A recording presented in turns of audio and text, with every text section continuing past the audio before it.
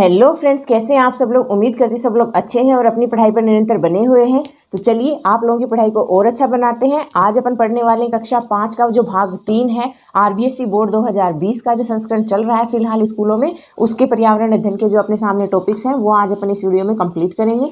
इसमें अपने 3 टॉपिक ही दिए हुए हैं पर्यावरण अध्ययन से। पहला हमारी विरासत, फिर पहाड़ों की सैर और तीसरा हमारी पृथ्वी व अंतरिक्ष। फ्रेंड्स, तीनों ही बेहद इंपॉर्टेंट है और तीनों ही नए जुड़े हुए टॉपिक हैं अपने इस बार के जो सिलेबस आया है उसमें। सारे ही बेहद इंपॉर्टेंट है, आपको अच्छे से कवर कर लेने हैं क्योंकि अपनी बुक्स में से ही अपना पेपर बनने वाला है। तो अपन बिल्कुल भी इसको मिस नहीं कर सकते, वीडियो को बिल्कुल भी स्किप नहीं कर सकते। काफ़ी इंपॉर्टेंट है एक एक लाइन। तो चलिए शुरू करते हैं अपना आज का वीडियो, जिसमें है पहला चैप्टर अपना हमारी विरासत। फ्रेंड्स, एक एक लाइन बेहद इंपॉर्टेंट है तो ध्यान से देखिएगा। इसमें लिखा हुआ है कि एक दिन हम अपनी कक्षा के साथ चित्तौड़गढ़ भ्रमण पर गए। सबसे पहले चित्तौड़गढ़ के बारे में आ रहा है कि चित्तौड़गढ़ में क्या क्या चीज़ें हैं। सुबह जल्दी तैयार होकर हम किले पर पहुंचने के लिए निकले। किले पर पहुंचकर देखा कि वहाँ खूब सारे सैलानी आए हुए थे। हमने घूमने के लिए एक गाइड साथ लेकर किले का भ्रमण किया और जानकारी प्राप्त की। अब आपको यहाँ पर चित्तौड़गढ़ किले की पूरी जानकारी बताई जा रही है। क्या क्या था उसके अंदर, कि इतना विशाल किला और इतना ऊंचा भी है। किले की दीवारें इतनी मोटी हैं, दीवारों के ऊपर भाग में छेद भी हैं। अरे इतना बड़ा दरवाजा और इस पर छोटे छोटे नुकीले कीले क्यों लगे हैं।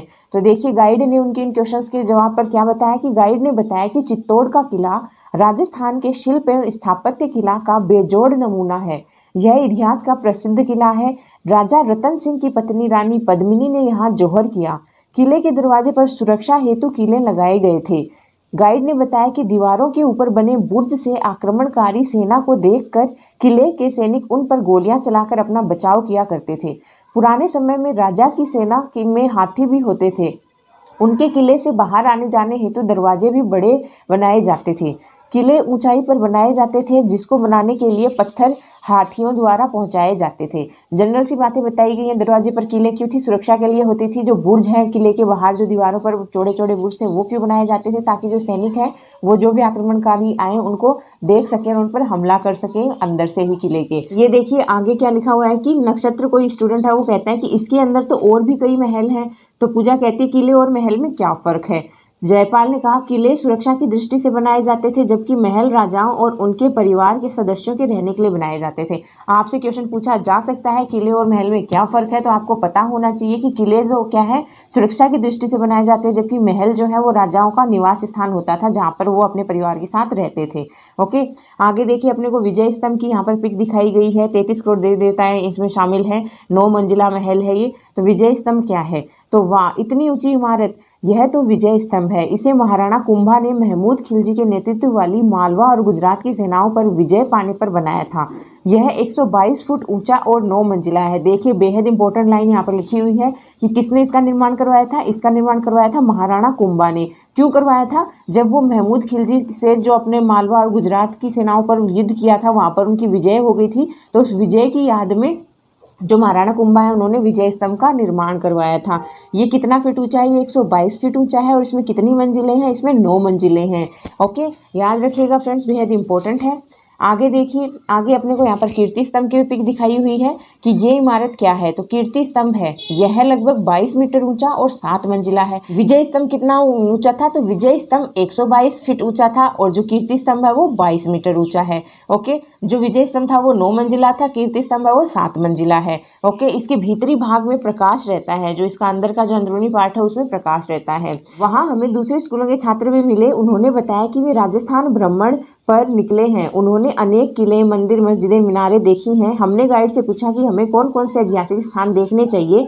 उसने बताया कि राजस्थान में अनेक ऐतिहासिक स्मारकें हैं जिन्हें आपको देखना चाहिए। देखिए कौन कौन सी हैं जो ऐतिहासिक स्मारकें अपने यहाँ पर कुछ बताई हुई हैं। इनको अच्छे से डिटेल से तैयार कर लीजिएगा फ्रेंड्स, क्योंकि 5th लेवल के हिसाब से यहाँ पर ज़्यादा डिटेल नहीं दी गई है, लेकिन आपको एज अ टीचर आपको पूरी डिटेल इनकी ले लेनी है जो यहाँ पर बताए हुए हैं।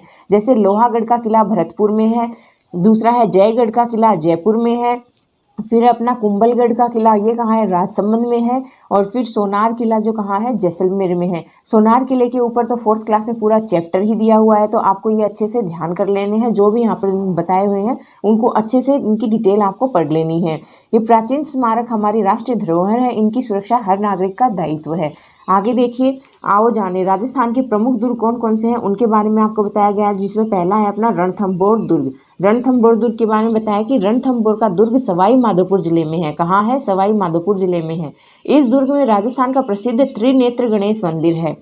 जो अपना रणथंभौर दुर्ग है उसमें त्रिनेत्र गणेश मंदिर है, काफ़ी प्रसिद्ध मंदिर है, जहाँ गणेश चतुर्थी को मेला भरता है। इस दुर्ग की सबसे महत्वपूर्ण बात यह है कि इस दुर्ग में राजस्थान का प्रथम शाखा हुआ था। यह गिरि दुर्ग है, यह गिरि दुर्ग है, पहाड़ पर बना हुआ है। इसमें राजस्थान का प्रथम शाखा हुआ था। ओके, ये कुछ याद रखने लायक बातें हैं, आपको ध्यान में रखनी है। रणथंभौर दुर्ग है कहाँ पर? सवाई माधोपुर में है, और इसमें ही त्रिनेत्र गणेश मंदिर है, जहाँ पर प्रतिवर्ष गणेश चतुर्थी को मेला भरता है।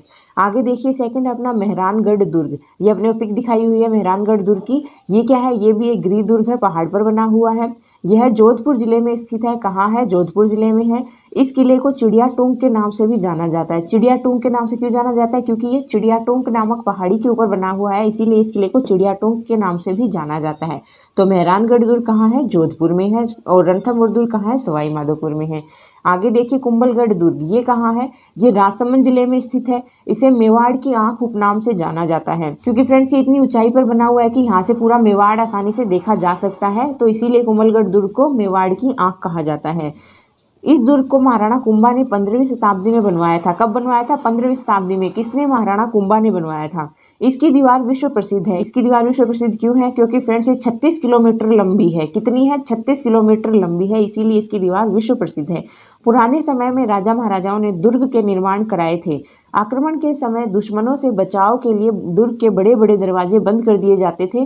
खाद्य सामग्री व अन्य सामग्री दुर्ग में संग्रहित की जाती थी। जनरल सी बात है, तो आपको इनको अच्छे से याद रख लेना है। मेहरानगढ़ दुर्ग, रणथंभौर दुर्ग और कुंभलगढ़ दुर्ग। इसके साथ ही आपका लोहागढ़ का किला, जयगढ़ का किला, कुंभलगढ़ किला, सोनार किला और चित्तौड़ का किला, ये चीजें आपको अच्छे से याद कर लेनी है। यहीं से ही क्वेश्चन पुटअप होगा। सारी आपको सामग्रियां पढ़ने की जरूरत नहीं है। जितना यहाँ पर ऑथेंटिक बुक में जो सामग्री है उसी को पढ़िए, उसी की डिटेल लीजिए, आपके लिए सफिशिएंट है। आगे देखिए अपने परिवेश में ये आपके काम की नहीं है। संग्रहालय क्या होते हैं? तो संग्रहालय ऐसे स्थान या भवन जहाँ खुदाई में मिले पूरा अवशेष और पुरानी विरासत जैसे सिक्के, बर्तन, औजार, गहने, हथियार एवं अन्य सामग्री को संग्रहित किया जाता है, संग्रहालय कहते हैं। जैसे आहड़ संग्रहालय कहाँ है? उदयपुर में है। भारतीय लोक कला संग्रहालय कहाँ है? ये भी उदयपुर में है। अल्बर्ट हॉल म्यूजियम कहाँ है? जयपुर में है। मेहरानगढ़ दुर्ग संग्रहालय कहाँ है? जोधपुर में है। कई किलों, दुर्गों, स्मारकों, गुफाओं में कई सालों पुरानी पेंटिंग्स दिखाई देती हैं, उस काल की किसी घटना का वर्णन करती हैं। फ्रेंड्स ये आपको जनरल सी बात बताई गई थी। ये संग्रहालय के जो नाम दिए गए हैं ना फ्रेंड्स, इनको अच्छे से याद कर लीजिएगा, दिमाग में बिठा लीजिएगा। यहीं से ही आपका क्वेश्चन पुटअप होने वाला है। एक्स्ट्रा आपको नॉलेज पढ़ने की ज़रूरत नहीं है। अगर आप 5th क्लास तक की 6th क्लास तक की बुक्स पढ़ लेते हैं ना, पर्यावरण अध्ययन के लिए बेहद ही सफिशिएंट है आपके लिए। इससे अलावा इसके बाहर से क्वेश्चंस आपको पुटअप करने की ज़रूरत ही नहीं पड़ेगी। तो देखिए इनको अच्छे से ध्यान में बैठा लीजिए कि आहड़ संग्रहालय कहाँ है? उदयपुर में है। भारतीय लोक कला संग्रहालय कहाँ है? ये भी उदयपुर में है। अल्बर्ट हॉल म्यूजियम जयपुर में। मेहरानगढ़ दुर्ग संग्रहालय जोधपुर में है। मेहरानगढ़ किला भी जोधपुर में है, तो आपको संग्रहालय भी याद रह जाएगा कहाँ है? जोधपुर में है। ओके, यहाँ पर अपना ये चैप्टर है, ये खत्म होता है। तो फ्रेंड्स आपको इस चैप्टर में काफ़ी इंपॉर्टेंट चीज़ें दी गई हैं, तो आपको वो सारी अच्छे से याद कर लेनी है। पूरा चैप्टर ही बेहद इंपॉर्टेंट है। अब चलिए अपना जो नेक्स्ट है अपना पहाड़ों की सैर, इसको कर लेते हैं। फ्रेंड्स ये अपना नया जुड़ा टॉपिक है इस बार, तो देखिए इसको भी अच्छे से डिटेल से पढ़ लेते हैं कि पहाड़ों की सैर। तो आपको बताया गया पहाड़ों पर चढ़ने में क्या क्या दिक्कतें आती हैं और अपने को पहाड़ों पर चढ़ने के लिए कौन कौन सी सामग्री अपने पास होनी चाहिए। तो देखिए इसमें आपको जनरल सी बातें वैसे तो बताई गई हैं कि पहाड़ों पर चढ़ना अत्यंत मुश्किल व जोखिम भरा है। माउंट एवरेस्ट पर चढ़ने के दौरान कई लोगों ने अपनी जान गंवा दी। इसकी खड़ी चढ़ाई, तेज ठंड, बर्फीली हवाओं की ऊंचाई पर वायु दाब कम होने से सांस लेने में कठिनाई के कारण एवरेस्ट की चोटी पर पहुंचना बहुत जोखिम भरा है। दो साहसी व्यक्ति एडमंड हिलेरी न्यूजीलैंड और तेंजिंग शेरपा नेपाल दुनिया की इस सबसे ऊंची चोटी माउंट एवरेस्ट पर पहुंचने वाले पहले व्यक्ति थे। उन्हें वहां पहुंचने में 2 महीने लगे। देखिए सबसे पहले दुनिया के 2 व्यक्ति कौन थे जो माउंट एवरेस्ट पर चढ़े? तो वो थे एडमंड हिलेरी जो कि कहाँ के थे? न्यूजीलैंड के थे, और तेंजिंग शेरपा जो कहाँ के थे? नेपाल के थे। एडमंड हिलेरी और तेंजिंग शेरपा दुनिया में सबसे पहले माउंट एवरेस्ट की चोटी पर पहुंचने वाले व्यक्ति थे। इन्हें वहां पहुंचने में कितना टाइम लगा? 2 महीने लगे थे फ्रेंड्स। 2 व्यक्ति 2 महीने में माउंट एवरेस्ट की चोटी पर पहुंचे थे। ओके, क्योंकि पर्वतारोही को सांस लेने के लिए ऑक्सीजन का सिलेंडर ले जाना पड़ता है। अब आपको क्या क्या वहाँ पर पर्वतारोही हैं उनको क्या क्या सामान की ज़रूरत पड़ती है, वो कौन से उपक्रम वहाँ पर साथ ले जाते हैं। तो उनको एक तो अपने ऑक्सीजन का सिलेंडर साथ में रखना पड़ता है, क्योंकि हाइट पर जो है ऑक्सीजन नहीं होता तो सांस लेने में दिक्कत होती है। तो एक तो ऑक्सीजन का सिलेंडर हो गया। दूसरा, कभी कभी भूस्खलन हो जाता है, अतः अनुशासन में रहना, जोखिम उठाने की क्षमता, धैर्य, सहनशीलता आदि के गुण पर्वतारोही में होना आवश्यक है। ये देखिए आपको कुछ उनके काम में आने वाले औजार दिखाए गए हैं। ये भी अपने एग्जाम सिलेबस में है कि पर्वतारोही के काम में आने वाले कौन कौन से उपकरण है। तो इसमें रस्सी भी है, स्पेशल उनके जूते होते हैं जिनमें नीचे कील लगी होती है जो बर्फ में उनको फिसलने से बचाते हैं। फिर ये अपने खोदने के लिए उनके पास ये गेती होती है, ये भी उनको ज़रूरी होती है। सुरक्षा बेल्ट की उनकी ज़रूरत होती है उनको। इसके साथ जो सिलेंडर होता है ऑक्सीजन का वो उनको ज़रूरी होता है। तो ये कुछ औजार हैं जो एक पर्वतारोही के पास होने चाहिए जब वो पहाड़ी पर चढ़ाई करते हैं। आगे देखिए, बर्फीली पहाड़ों पर चढ़ते समय पर्वतारोही अपने साथ विशेष प्रकार के उपकरण ले जाते हैं जिनकी सहायता से बर्फीली पहाड़ों पर चढ़ने में कठिनाई कम होती है। इनके जूतों में लगे नुकीले कीलें बर्फ पर फिसलने से इनका बचाव करती हैं। ओके, आगे देखिए अपने को कुछ जो महिला पर्वतारोही हैं उनके बारे में बताया गया है। फ्रेंड्स, बेहद इंपॉर्टेंट है। एक क्वेश्चन यहाँ से पक्का बनेगा, और बनेगा तो जहाँ तक हो सके मेरी नज़र में या तो बछेंद्री पाल से बनेगा, या फिर जो अपने ये बछेंद्री पाल है या तो यहाँ से बनेगा, या फिर जो अपनी प्रेमलता अग्रवाल है यहाँ से बनेगा। फ्रेंड्स, बेहद इंपॉर्टेंट है। एक क्वेश्चन पक्का आपका बनेगा, इसी वीडियो से आपका एक क्वेश्चन बनेगा। घबराइए मत, बस वीडियो को एंड तक देखिए। देखिए अब यहाँ पर अपने को कुछ महिला पर्वतारोही बताई गई है, जिसमें पहली अपनी प्रेमलता अग्रवाल। ये कौन है? पर्वतारोही प्रेमलता अग्रवाल का जन्म जुगतलाई, जमशेदपुर, झारखंड में हुआ। कहाँ पर हुआ? जुगतलाई, जमशेदपुर, झारखंड में हुआ। उन्होंने 48 साल की उम्र में माउंट एवरेस्ट के शिखर को छूने का गौरव हासिल किया। ये प्रेमलता अग्रवाल अपने को दिखाई गई है। इन्होंने 48 साल की उम्र में माउंट एवरेस्ट को छुआ। वहीं 50 वर्ष की उम्र में उत्तरी अमेरिका के अलास्का के माउंट मैकिनले को फतेह करके उन्होंने नई उपलब्धि हासिल की। 48 वर्ष में तो उन्होंने माउंट एवरेस्ट की चोटी पर चढ़ाई करी, और 50 वर्ष की उम्र में उत्तरी अमेरिका के अलास्का के माउंट मैकिनले को फतेह किया। ओके, अब आगे देखिए, इस पर्वत पर चढ़ने वाली वे पहली भारतीय महिला है। जो अपने प्रेमलता अग्रवाल हैं वो उत्तरी अमेरिका के अलास्का के माउंट मैकिनले पर चढ़ने वाली पहली भारतीय महिला है। आगे देखिए, उन्होंने 35 वर्ष की उम्र में पहली बार पर्वतारोहण से नाता जोड़ा था। बछेंद्री पाल के मार्गदर्शन और प्रोत्साहन से ये नेपाल की एशियन ट्रैकिंग कंपनी की देखरेख में शुरू हुए एवरेस्ट अभियान की अंतर्राष्ट्रीय दल की हिस्सा बने। फ्रेंड्स, बेहद इंपॉर्टेंट है। प्रेमलता अग्रवाल आपको अच्छे से याद कर लेना है। ये कौन थी? ये अपने जुगतलाई, जमशेदपुर, झारखंड में जन्मी हुई थी। इनकी 48 साल की उम्र में इन्होंने माउंट एवरेस्ट पार कर लिया था। 50 साल की उम्र में इन्होंने उत्तरी अमेरिका के अलास्का का माउंट मैकिनले है उसको पार कर लिया था। और इसके साथ ही ये अपने जो भारत है उसकी पहली महिला है जिन्होंने उत्तरी अमेरिका के अलास्का का माउंट मैकिनले पार किया था। काफ़ी इंपॉर्टेंट चीज़ें हैं, इनसे यहाँ से निकल के आई है कि इन्होंने पर्वतारोहण से कब रिश्ता जोड़ा? 35 साल की उम्र में इन्होंने पर्वतारोहण से नाता जोड़ लिया था। और ये किसकी शिष्या थी? बछेंद्री पाल की शिष्या थी। उनके मार्गनिर्देशन में इन्होंने नेपाल की एशियन ट्रैकिंग कंपनी की देखरेख में शुरू हुए एवरेस्ट अभियान में अंतर्राष्ट्रीय दल की हिस्सा बनी थी। कौन? प्रेमलता अग्रवाल। बेहद इंपॉर्टेंट है। सेकंड है अपना संतोष यादव। ये कौन है? संतोष यादव का जन्म हरियाणा के रेवाड़ी जिले के गांव जोनियावास में हुआ था। उन्होंने महारानी कॉलेज जयपुर से शिक्षा प्राप्त करी थी। 20 वर्ष की आयु में वह माउंट एवरेस्ट पर चढ़ने वाली कम उम्र की महिला थी। सबसे कम उम्र की महिला जो माउंट एवरेस्ट पर चढ़ी थी वो कौन थी? संतोष यादव थी। कहाँ की रहने वाली थी? हरियाणा की रहने वाली थी। हरियाणा में रेवाड़ी जिले की रहने वाली थी, जोनियावास गाँव की।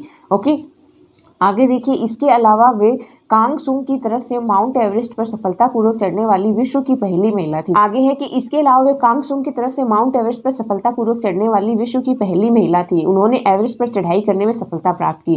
कांगसुंग की तरफ से माउंट एवरेस्ट पर चढ़ने वाली पहली विश्व की महिला कौन सी थी? संतोष यादव थी। ओके, तो इनके बारे में 3 चीज़ें याद रखिए कि ये कहाँ की थी? ये हरियाणा के रेवाड़ी जिले के जोगनवास गांव की थी। और 20 वर्ष की, मतलब सबसे कम उम्र में जो माउंट एवरेस्ट पर चढ़ने वाली जो महिला थी वो कौन थी? वो अपने संतोष यादव थी। ओके, इनसे छोटी उम्र की अभी तक कोई भी नहीं चढ़ी है। आगे देखिए कि आगे अपने को बछेंद्री पाल के बारे में बताया गया। बेहद इंपॉर्टेंट, जो साहस और जुनून का दूसरा नाम बछेंद्री पाल को कहते हैं, सबसे ज़्यादा इंपॉर्टेंट है। यहाँ से क्वेश्चन पुटअप हो सकता है। ये बछेंद्री पाल की आपको पिक दिखा रखी है, इसका तो एक एक लाइन आपको याद होनी चाहिए। बछेंद्री पाल को हमेशा लगता था कि वो लड़की होकर लड़कों से पीछे नहीं रह सकती। बछेंद्री का जन्म उत्तराखंड के नौकुरी गाँव में हुआ। कहाँ की थी ये? उत्तराखंड के नौकुरी गाँव की थी। बचपन में ही बछेंद्री साहसिक इरादों वाली लड़की थी। स्कूल पिकनिक के दौरान बछेंद्री खेल खेल में पहाड़ों पर चढ़ गई। नेहरू पर्वतारोहण संस्थान में प्रशिक्षण प्राप्त करने के दौरान उन्होंने गंगोत्री पर्वत और रुडुगेरा पर्वत के आरोहण अभियानों में भाग लिया। कौन कौन से अभियानों में उन्होंने भाग लिया? एक तो गंगोत्री पर्वत और एक रुडुगेरा पर्वत में इन्होंने भाग लिया। प्रशिक्षण कहाँ से प्राप्त किया? तो इन्होंने नेहरू पर्वतारोहण संस्थान से प्रशिक्षण प्राप्त किया था। उनके इसी साहस और उत्साह के कारण इन्हें एवरेस्ट अभियान दल में चुना गया। एवरेस्ट चढ़ाई के दौरान भारी भूस्खलन हुआ, जमीन खिसक गई थी। बछेंद्री के सिर में भी पीछे चोट लगी थी। उनके सभी साथी भी घायल हो गए थे। बाकी सदस्य लौट गए। बछेंद्री ने हिम्मत नहीं हारी।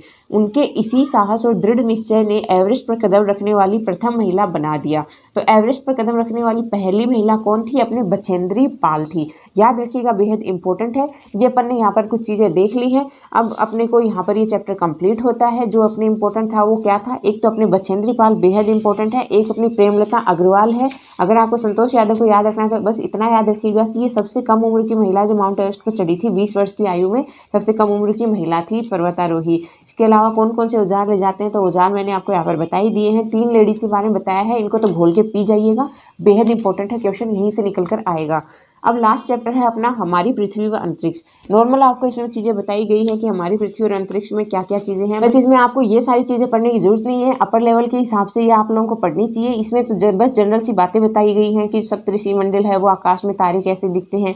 मेन जो इस चैप्टर में से पूछा जा सकता है अपने फर्स्ट लेवल के आधार पर वो हैं ये तीनों कौन हैं? तो देखिए, ये है अपने राकेश शर्मा जो सबसे पहली बार अंतरिक्ष यात्रा पर गए थे। अंतरिक्ष यात्री सबसे प्रथम है राकेश शर्मा, फिर कल्पना चावला और सुनीता विलियम्स। क्वेश्चन यहाँ से पुटअप होगा, तो अपन इनको ही देख लेते हैं कि ये क्या है। कि राकेश शर्मा कौन थे? ये सर्वप्रथम अंतरिक्ष जाने वाले भारतीय अंतरिक्ष यात्री थे। सर्वप्रथम भारतीय अंतरिक्ष यात्री कौन थे जो अंतरिक्ष में गए थे? वो थे अपने राकेश शर्मा। भारत की तरफ से अंतरिक्ष यात्रा करने वाली महिलाएं थी कल्पना चावला और सुनीता विलियम्स।